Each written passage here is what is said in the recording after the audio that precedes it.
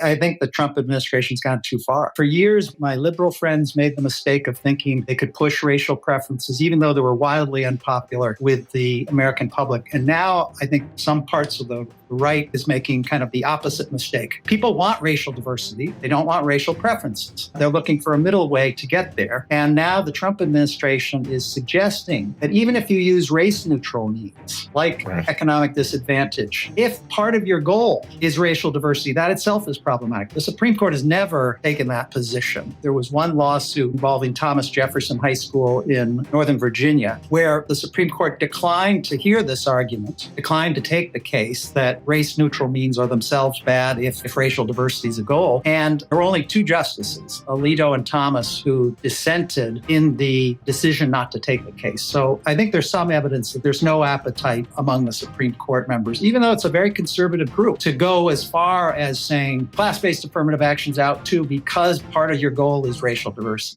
Hello, everybody. This is Glenn Loury. You are listening to and or watching The Glenn Show. I'm with my regular conversation partner every other week, John McWhorter, who teaches at Columbia University and writes for the New York Times.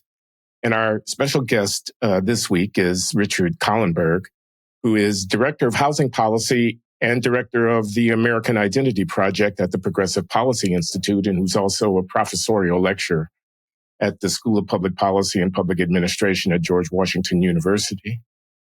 And Rick is author of a number of books, but most recently, published this year, is his Class Matters: The Fight to Get Beyond Race Preferences, Reduce Inequality, and Build Real Diversity at America's Colleges.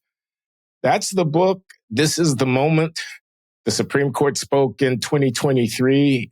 Rick was actually a expert witness in that litigation on behalf of the plaintiffs, the Asian Students for Fair Admissions, who were suing Harvard University and the University of North Carolina for discriminating against them in their racially preferential admissions practices.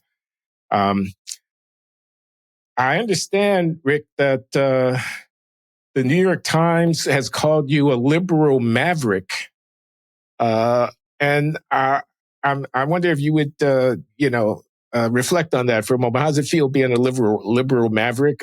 How'd you earn that designation, and so on? Yeah, well, first of all, thank you so much for having me on the show. I watch you guys all the time. It's a thrill to be part of this discussion. So the liberal maverick label is an interesting one. If I'd lived several decades before this, I wouldn't have been a liberal maverick. Martin Luther King was for affirmative action based on economic disadvantage. Bayard Rustin was. Robert F. Kennedy Sr. was. But over time, the Democratic Party shifted on these issues, became much more focused on racial preferences. And so as a result, even though I worked with and continue to work with my liberal friends on school integration, on labor organizing, on a variety of issues, this is one where I departed from them, and kind of in retrospect, it's clear that testifying for the plaintiffs in the Students for Fair Admissions case was crossing the Rubicon for some of my liberal friends, and I made some enemies among those on the left, but I feel like it's worth it because now universities are moving towards affirmative action based on economic disadvantage, which, to my mind, was always a liberal goal. Rick, what is the typical objection you get from the liberal friends who have decided that you're a persona non grata because of your arguments? So typically universities and civil rights groups will say that the class doesn't get you the same level of racial diversity as using race. And I think they're right if you define economic disadvantage solely in terms of income, but that misses the possibility of a kind of a broader definition of socioeconomic disadvantage that can produce high levels of racial diversity. So, your listeners will be familiar with the fact that while there's an income gap between Black and white people, there's a much bigger wealth gap between racial groups.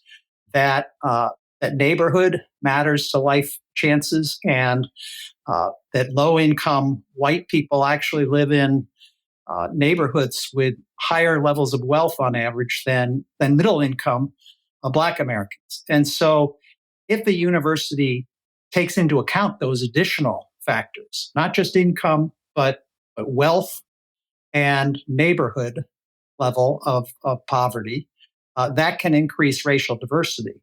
And my argument, to be clear, isn't that we should just reverse engineer a certain racial result. It's the object here is to try to produce a fair system, and a fair system would look at wealth, it would look at neighborhood as well as income, and that in the end gets you higher levels of racial diversity. Not proportional representation, which I don't think is something a free society should look for, but healthy levels of racial diversity.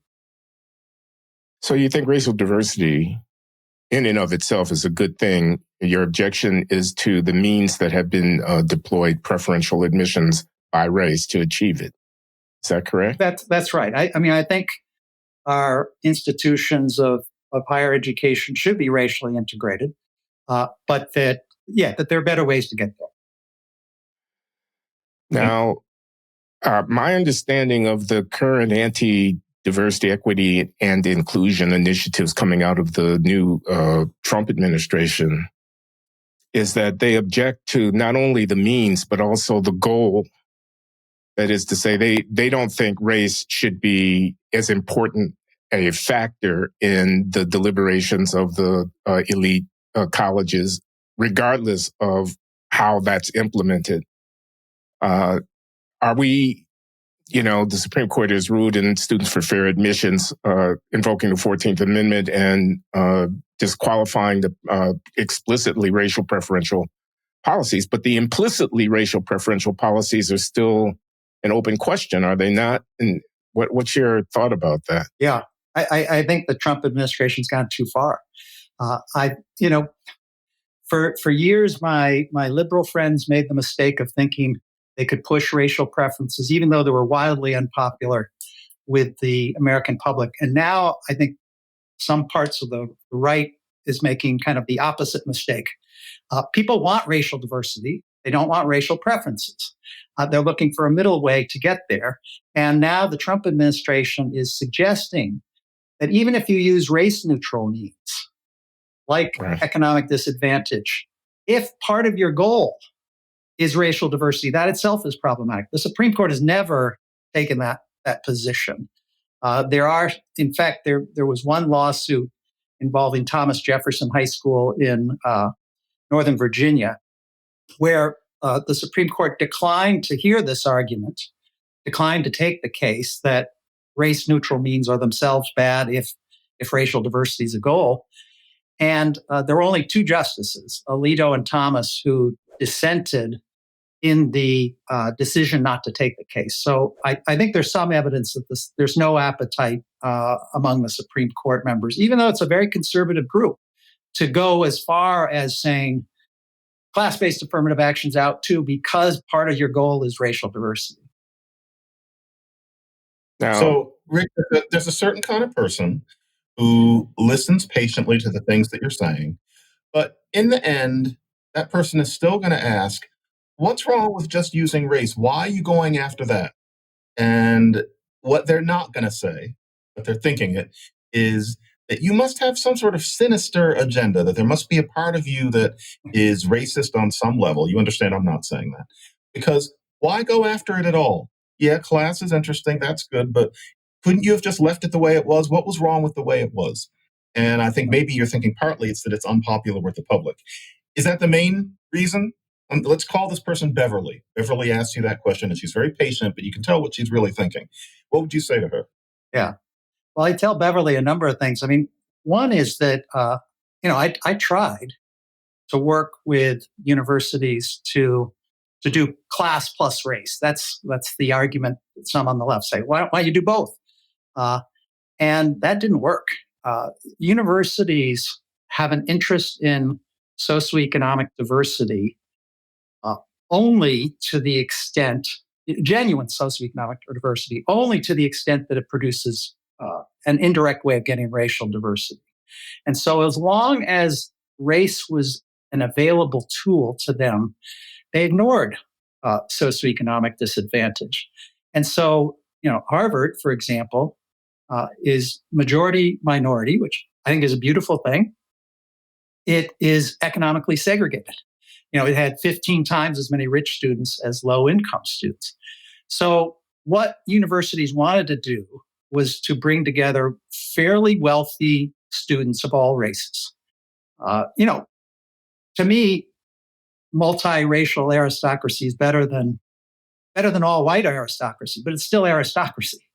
And that's what these universities were doing because it's cheaper for them. They held themselves out as these advocates of social justice, but they were just looking for racial justice on the cheap.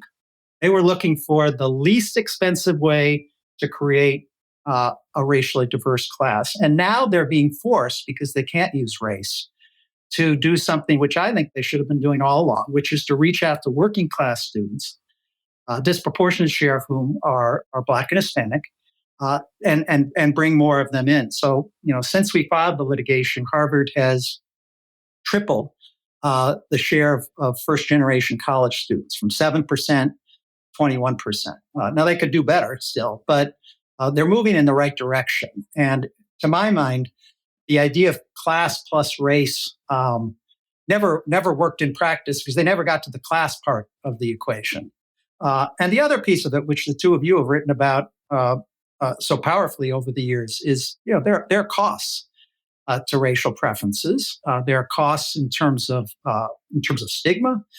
There are costs in terms of political coalitions. I mean, that's a big part of the reason Dr. King didn't go for racial preferences. He said, the best way to divide the progressive coalition of working class people of all races was to say one race is going to be preferred over another.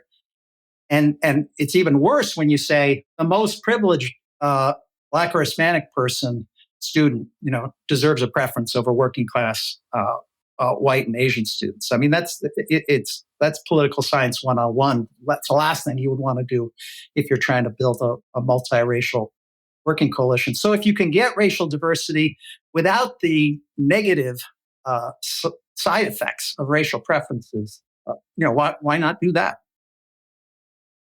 Here's one reason why. What I want the least disruption to my elite program that is consistent with achieving racial diversity. I don't want the tail wagging the dog. I don't want my institution completely remade. I want to accommodate the demand or desire for racial diversity without redoing the whole program. So if I'm looking for African Americans or African Americans and Latinos, I'm talking 15%, 20%. If I'm looking at class, I'm talking 50%, 60%. It's a different kind of institution. This, by the way, dovetails with your objection to legacy preferences. I like legacy preferences, goes this argument, because it's a private club we got over here. Right. We're reproducing from generation to generation the in crowd here. There's nothing wrong with that. I don't apologize for that. That's what I do. You got a state university, University of Michigan. Pardon? This is a genuine question. Has anybody actually been explicitly saying that these days? They dare not say it, but I'm being the devil's advocate here. I could not cite anybody who's explicitly said it, but I want you to tell me what's wrong with the argument. Yeah. If I'm the University of Michigan or the University of California or the University of North Carolina, that's one thing. I'm a state-supported institution. It has one kind of self-definition. If I'm Amherst College or Harvard University or Princeton University, we like this multi-generational club that we're creating over here, and it's our right to continue to pursue it. You've seized our property, in effect, our intergenerational reputational property, our club membership rights. and democratized it. And by what right do you have to do that? Mm-hmm. Right. Well, and so you said the quiet part out loud. I mean, I think that that is what they have believed for a long time. And if I were, talking to a university president, I would say, well, where has that gotten you? You are in deep trouble. The public Politically. Yes, politically. The public support for higher education has plummeted, especially among Republicans. And now, when Donald Trump goes after universities in many ways, in my view, excessively, I think he goes too far. There isn't a big constituency out there that's defending these elite universities. So, I used to, when I would speak on college campuses, I would ask people, who's opposed to racial preferences in college admissions? Maybe one or two hands would go up, sometimes none. And then I'd show them the statistics. The Pew Research Center, not a right-wing group, says 74% of Americans don't want race to count in who gets into college. And so, universities went along with this idea that we're a club, we're untouchable. But now it turns out, the cover's been blown, and the evidence is coming out that, John, I think your institution, Columbia, is feeling this particularly these days. There are hundreds of millions of dollars in subsidies that are provided to the so-called private institutions. And that can be, if you can only defy public opinion for so long. And that's catching up with them. This arrogant attitude that, we don't have to pay attention to public opinion. We're just going to keep creating a clubby atmosphere that perpetuates privilege. I think that day is coming to an end. So, Rick, you've got an audience. You're at this hypothetical school we're thinking about. You're on this movie set college campus. You're giving a talk. There are about 110 people there, and coiffed and well-spoken teenager stands up.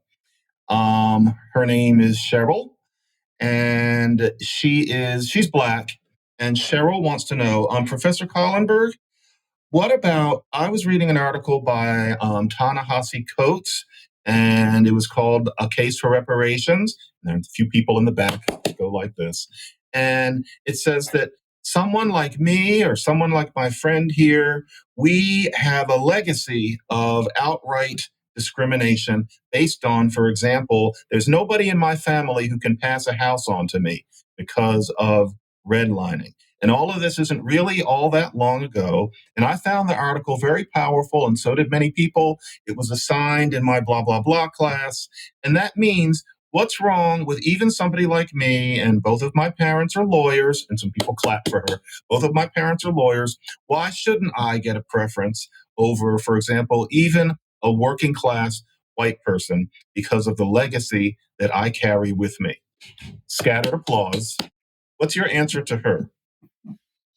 You know that scene. Yeah, no, you see it time and time again. I actually assigned Ta-Nehisi Coates the case for reparations to one of the classes I teach at George Washington University. I mean, I think he makes a provocative case, and my answer would be, that's why I think it's really important that universities consider wealth, because even though her parents are middle income, maybe she does have less wealth, and that should be factored into the equation. But if she's going to, make the argument to the public that as a, fairly privileged Black person, she deserves preference over a low-income white person. I mean, this is something even Obama would not say. When he was asked whether his kids deserved a leg up in admissions, his answer was no. And in fact, working class people of all races do. And I got really excited by that when he said it, and tried to work with the administration to implement it. I said, well, listen, I've been writing about this issue. How can I help? And the answer I got back was, there is no way that President Obama is going to go against interest groups within the Democratic Party. The courts are going to have to make him do it. And that's where I ended up with Edward Blum and Students for Fair Admissions saying, that's the way we that's where we have the leverage point. Now, you say a leg up for people with low wealth or first generation going to college or low income. What about the implementation of that leg up? What does that imply in terms of preference for low income or low wealth people? What are the test score disparities going to look like at the margin when I have an admissions policy that's calibrated to promote economic and not racial diversity in the first instance? And how does that compare with the disparities of qualification that are induced when you have an explicitly racial preferential regime? And what do you think about that whole issue? Yeah. This is the qualifications gap. Yep.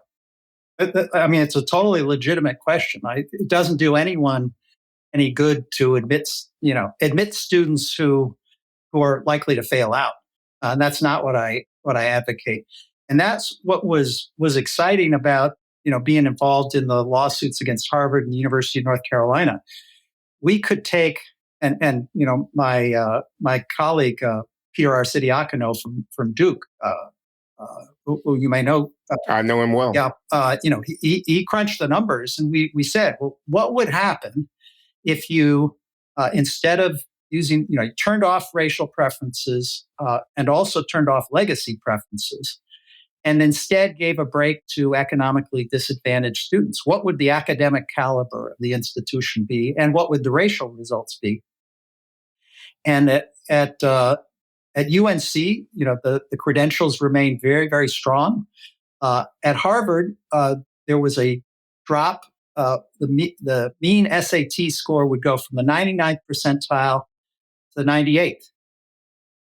Now, Harvard claimed this was going to be what a catastrophe. Catastrophe, exactly. And at UNC, they made claims also the lawyers made some claims in an amicus brief that we're going to send students to remedial classes and it'll be a disaster. And the admissions officer actually rejected that. UNC's own admissions officer said that's not going to happen.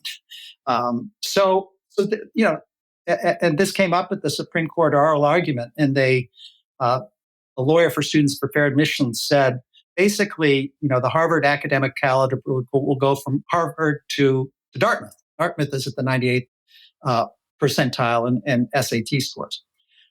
And moreover, what that misses, of course, is that SAT scores are supposed to give you an approximation of potential, and an SAT score at the 98, in the high 90s, for a student who'd overcome all sorts of obstacles in life, came from a single parent home and went to lousy schools and managed to do super well despite that. I'd rather take that kid in kind of a definition of true merit than someone who came from the most polished background and scored 1 percentile higher on the SAT. Okay. We trust the news to tell us what's happening in the world, but do we ever stop to ask who's behind the news? Who funds it? What agendas are at play? These are questions we really need to engage with if we want to think for ourselves. That's why it's more important than ever to have the right tools to cut through the noise, spot bias, and see the full picture. The tool I use for this is Ground News. It's the website and app I rely on daily to stay informed, cut through the noise, and get closer to the truth. Visit ground.news/Glenn Show to see for yourself how it works. My favorite feature of Ground News is the blind spot feed. It shows you stories that are disproportionately reported by either the left or the right. I find it really helpful for gaining a balanced perspective in our hyper-polarized world. And they surface roughly 20% of these stories every day. To show you what I mean, Here's a story that is underreported by the left. Israel eliminates remaining tariffs on U.S. goods ahead of Trump move. And here's a story that's underreported by the right. Trump approval falls to 43%, lowest since returning to office. Reuters Ipsos poll finds. For both of these and for every story, Ground News gives you a breakdown of the sources covering it, the bias of the media outlets reporting across the left, center, and right, how reliable these sources have been in the past, and who owns them. This is the kind of news analysis you won't find anywhere else. Right now, my viewers can get 40% off the unlimited access Vantage plan, which is the same plan I use. Make sure you subscribe using my link at ground.news/Glenn Show. Click the link in the description or scan the QR code when signing up. That's ground.news/Glenn Show. I don't know Edward Blum, and I have not read any profiles of him. I just happen not to have. What motivates him? What's his deal, as we say nowadays? What's he in that for? Well, I think you'd have to ask him directly, but my sense from knowing Edward is he got involved in this in part because he ran for Congress from Texas, and there was racial gerrymandering of the district, and he thought that was unfair. He comes from a liberal Jewish background where his parents taught him racial discrimination is wrong. So I certainly, in my interactions with him, I personally never heard anything that would, that he said to me that would be troubling in terms of motivation. That doesn't mean I agree with him on everything. I take a different position, for example, on the Voting Rights Act, because Edward brought a lawsuit on that issue, and we see the world differently on that question. But on the question of whether college admissions preferences should be based on race or economic status, we're fully in sync, and I didn't see anything negative in his motivation. Do you share the concern about discrimination against the Asians as such? Absolutely. I mean, which is a different question from socioeconomic preferences. Yes. It's just a straight up 14th Amendment question. Is Clarence Thomas and John Roberts right about the interpretation of the 14th Amendment in your view? Again, quite apart from the desirability of socioeconomic preference. Yeah. Well, I'd say a couple of things. First of all, in terms of anti-Asian discrimination, that was one of the most appalling findings from the Harvard litigation. It was not present in the UNC case, but the students, Harvard had this system in which it had certain subjective factors. It was looking for things like integrity and courage, and consistently rated Asian Americans, who are overrepresented at Harvard, lower on those credentials, and they never had a good answer for why they had done that. I mean, either they were discriminating against Asian Americans, or they actually believe that Asian Americans as a group tend to lack integrity. Either answer is completely unsatisfying. So in terms of the Supreme Court decision, this is kind of a technical nuance, but I do think racial diversity is important. And so I would be open to using race as a very last resort. So if you tried socioeconomic factors, and let's say there was some institution that was in a virtually all white state that somehow that was just very, very difficult to get applicants, then on the margins, as a very last resort, after you use class, I would see race as a small factor, but that would not be allowed under the Supreme Court decision. So that's a nuanced difference with where Roberts and Thomas were in that students for fair admissions decision. Rick, what do you think the reason is that over the past 20 years, there's been a major sea change in people's receptiveness to the class argument? Like when I first, in my humble way, tried to make it in the year 2000, a great many very sensible people seemed to think there was really something wrong with me. That was a really renegade argument to make. I was missing the role of racism in society. I was being disloyal to people of my own skin color. There were people you just could not reach, and it was a lot of them. And I think it was only partly that I was at Berkeley at that place and time. It was, ordinary New York Times reader, NPR opinion. That's really different now. Like, for example, I think your book is going to make a major noise, and I think that reasonable people are going to be much more open to it than they would have been in, say, 2005. Obama maybe had a little to do with it, but it couldn't have been just that one statement. What do you think has changed in the 21st century? Well, I think the Supreme Court decision uh, outlining racial preferences helps explain why people are more open to class.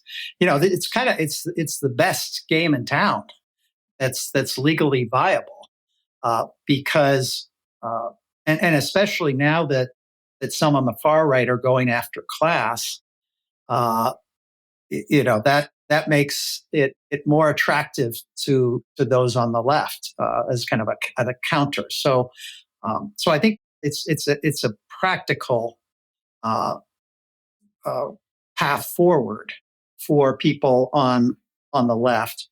Uh, I also hope that the election of Donald Trump a second time is getting people to reconsider some of the craziness around issues of race that went on and that John, that you wrote about in woke racism. I mean,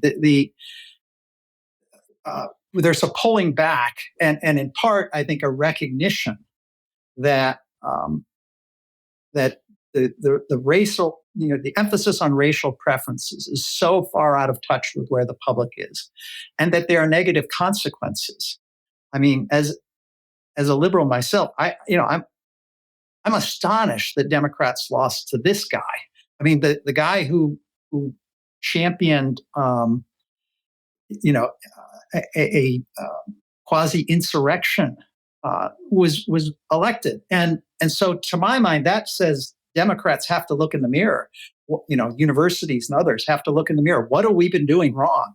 And I think a part of that is that as the role of race in determining life prospects has declined, and the role of class has increased, the Democratic Party never caught up. They never changed and saw that, well, maybe we ought to be reframing these issues. I mean, Obamacare, which I support, is basically class-based affirmative action.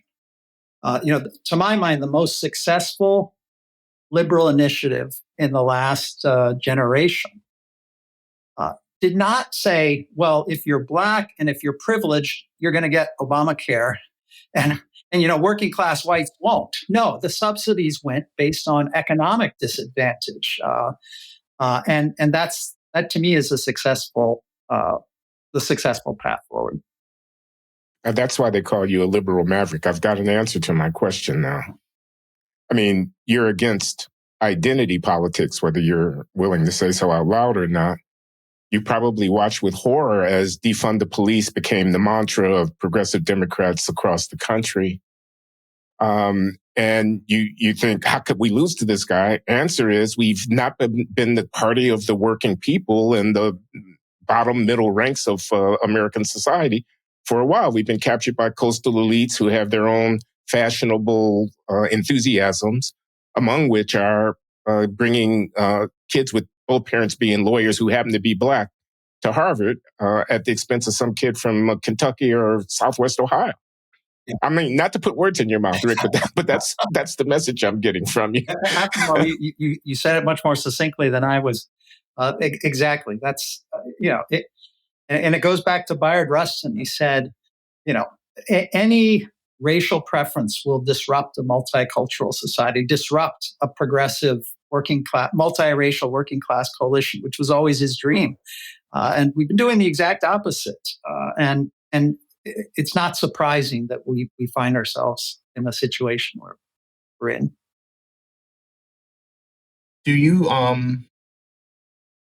Rick, who would Do you find that you are attracting Black allies as well as white ones, other than the two people you're talking to right now? Genuine question. Uh, I mean, there always have been. I have a good friend, Good. John Britton, who was the chief counsel for the Lawyers Committee for Civil Rights, and appreciates class. Years ago, he brought a lawsuit in Connecticut to desegregate the schools. And importantly, he said the most important thing about Hartford schools is not that they're X% minority.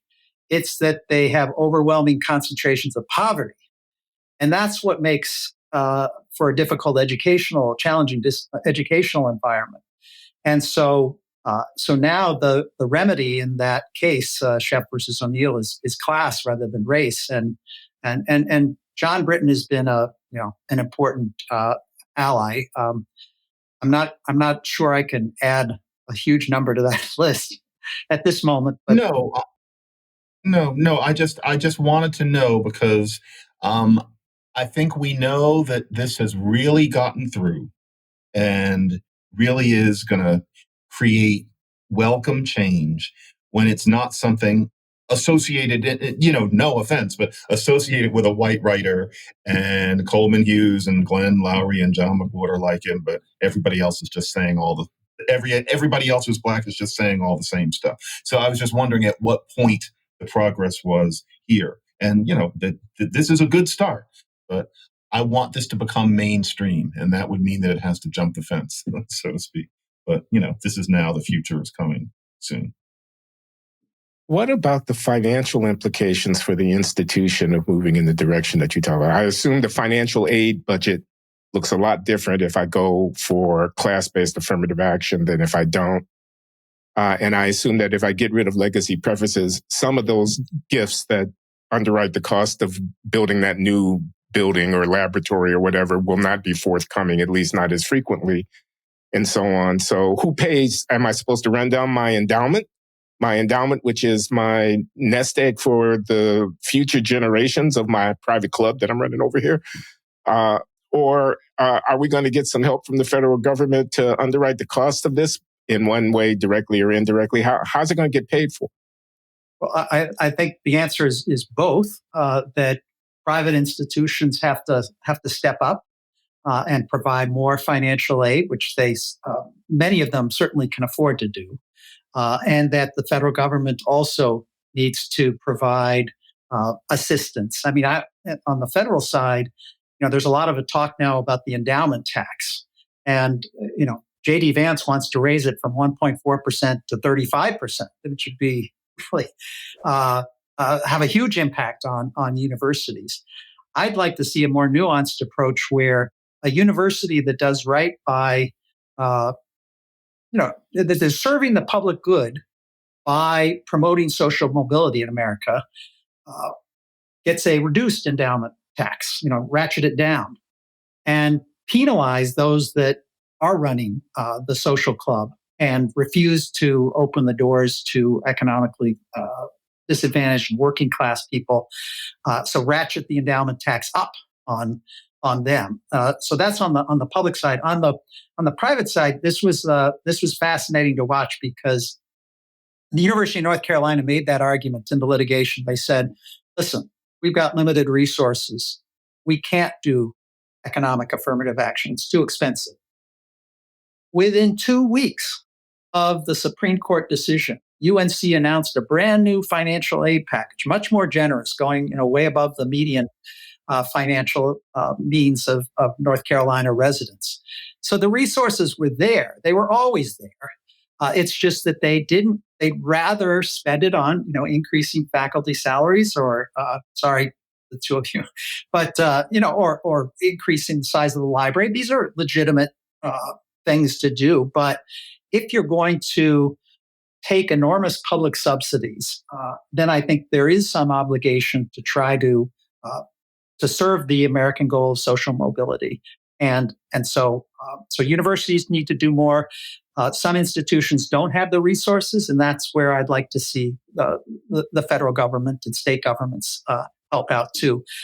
Just as one footnote, the good news here is that the end of racial preferences in places like California, at the state level, did yield increases in fundraising.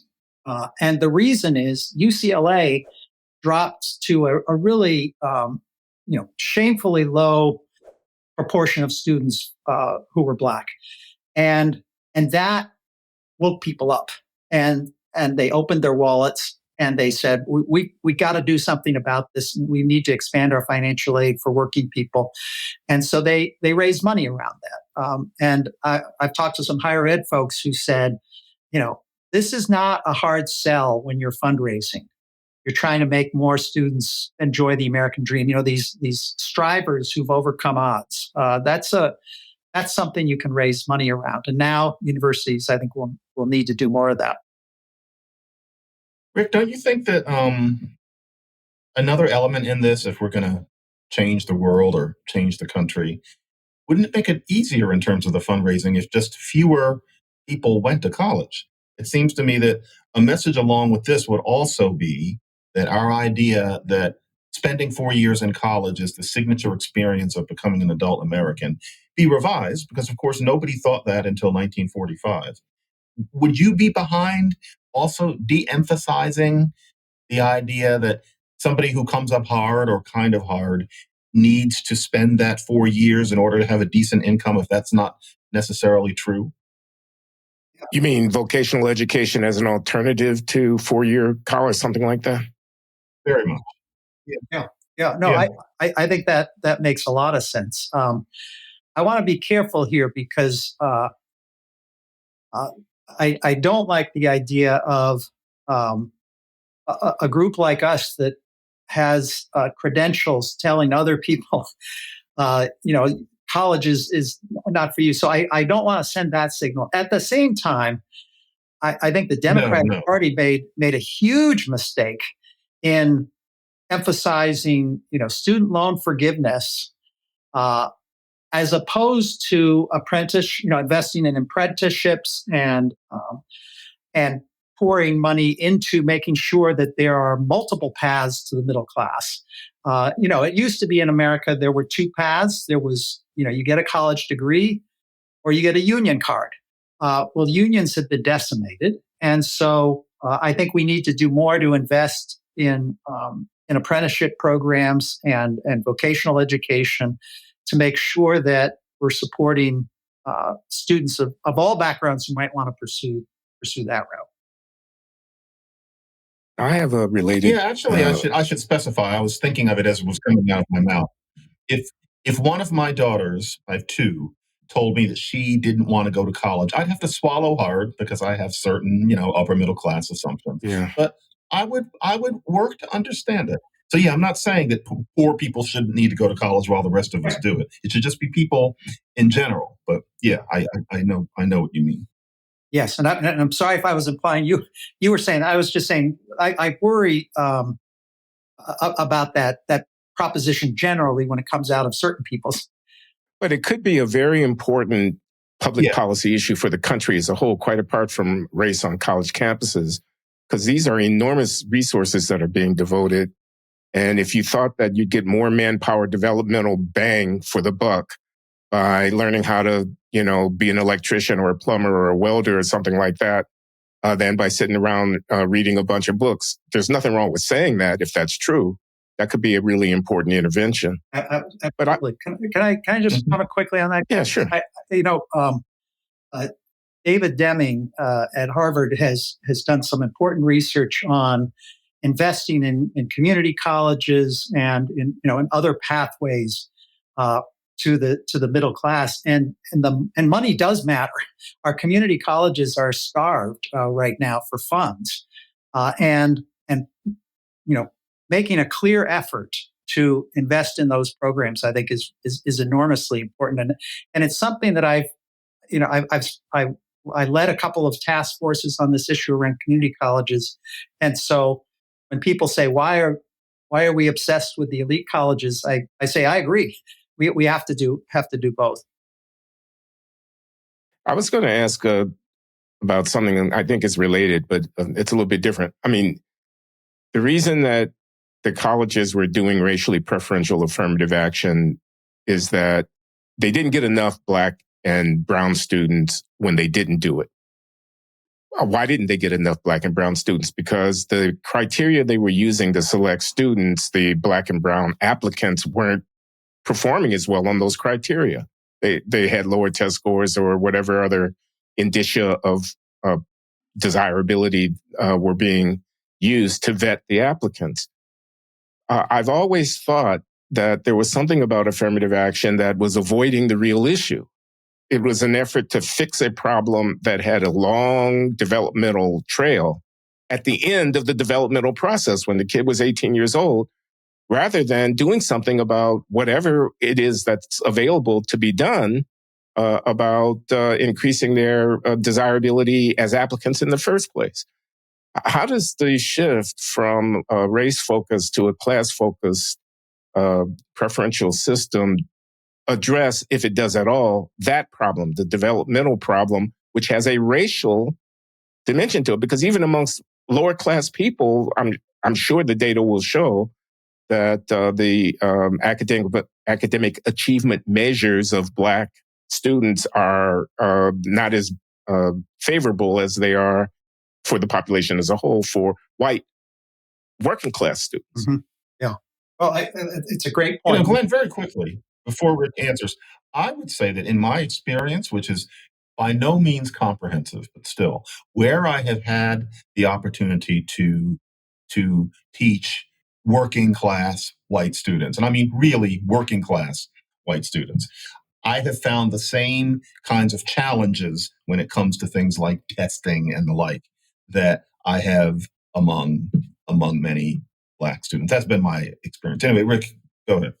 Yeah, well, these are great points. I mean, I would say a couple of things. One is I completely agree that affirmative action of any kind, race or class, is an admission of failure at the K through 12 level. And I've spent a lot of my career writing about K through 12 education and the need to reduce economic segregation of our K through 12 schools. The kind of the granddaddy of education studies was the Coleman report from that came out of the Civil Rights Act, and it found the number one predictor of academic achievement is the socioeconomic status of the student, the family, of the student. Second biggest predictor, kind of surprisingly, was the socioeconomic status of your classmates. And so low-income students who have a chance to go to middle-class schools are about 2 years ahead on the National Assessment for Educational Progress, kind of the gold standard testing in math, of those who are in higher poverty schools. So efforts to try to integrate our school, K through 12 schools, through magnet schools, through charter schools. I mean, forced busing was not a successful effort, but through voluntary efforts, I think can make a big difference. And then as to the remaining academic achievement gap between Black and white people of similar incomes, I do think it's important to look deeper and ask, well, what's going on there? And a large piece of it appears to be related to those questions of wealth and concentrated poverty. And so addressing those issues as well. And I'm sorry, I'll stop plugging books, but I wrote a book on housing policy that called Excluded, that went to that question. We rich neighborhoods, primarily liberal neighborhoods these days, build these walls of exclusion around them, keep people of modest means, kids of modest means, from their public schools through their zoning laws. And so I think all those things have to be addressed. The last thing I'll say is that at the same time, even though the primary problem is K through 12 education, housing, these earlier issues, I don't want to let universities off the hook. That is to say, we're not going to solve equal opportunity, provide equal opportunity anytime soon. So in the meantime, I do think we need these economic affirmative action programs to to recognize that we haven't gotten equal opportunity right earlier in the process. I noticed exclude in your list of books, and I noticed the piece in The Atlantic a couple of years ago, liberal suburbs have their own border walls. And I thought it's a cousin. It's related to the legacy preference, focus on class thing. It has political implications, doesn't it? Yes. I mean, the Democrats should be for what you're advocating here, even if it means upsetting some of their suburban upper middle class constituents who don't want to see affordable housing built around the corner from their 2-acre estate. That's right. Yes, I completely agree. Omar Wasso, who's now at Berkeley, but used to be at Princeton, had this wonderful line about people in Princeton having these signs. We love our Black neighbors, we love our Muslim neighbors, so long as they're millionaires and can afford to get behind these walls. The exciting thing politically is that we are seeing change. I started writing my housing book back in 2017, and there weren't a lot of examples of success. But since then, there have been multiracial working class coalitions. So it's the Bobby Kennedy, Martin Luther King, Bayard Rustin idea come into play. And so in California, for example, they opened up housing so that single family only zoning has to be opened up to duplexes and triplexes. And politically, the way that happened is you had urban legislators representing Black and Hispanic constituencies form a coalition with white Republican rural legislators who kind of wanted to stick it to the hypocritical rich white liberals. And they passed this legislation. So it was the Bobby Kennedy coalition of working people across racial lines who brought about that housing change. And it's by appealing to the fact this is just class discrimination. I mean, these wealthy suburbs are their own clubs, similar to Harvard, UNC, Brown, or Columbia. Yeah, we are. What part of California did this take place in? So it was what part of California? It was statewide legislation. I'm not that familiar with the part of the districts that were involved, but it's been described as an urban-rural coalition against the suburbs, basically. Right.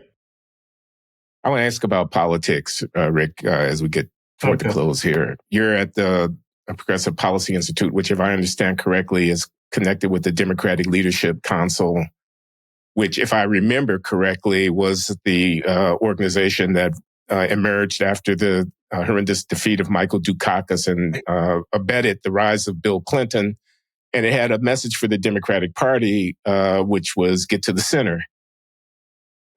So looking forward, I mean, Donald Trump is president. He's going to be president for another 3 years. How many months, John? Another 3 years, 10 months? How many days? John is counting down the hours. And I'm no longer doing the countdown, but I watched Bill Maher the other night. John was on and on the panel, and the interviewee at the start of the show was Gavin Newsom. And is he the future? And I'm not asking you to take sides amongst these candidates, but just to kind of paint a picture about who's going to lead that party. I would say us, but I'm not a Democrat. I must confess, I'm an independent out of the wilderness.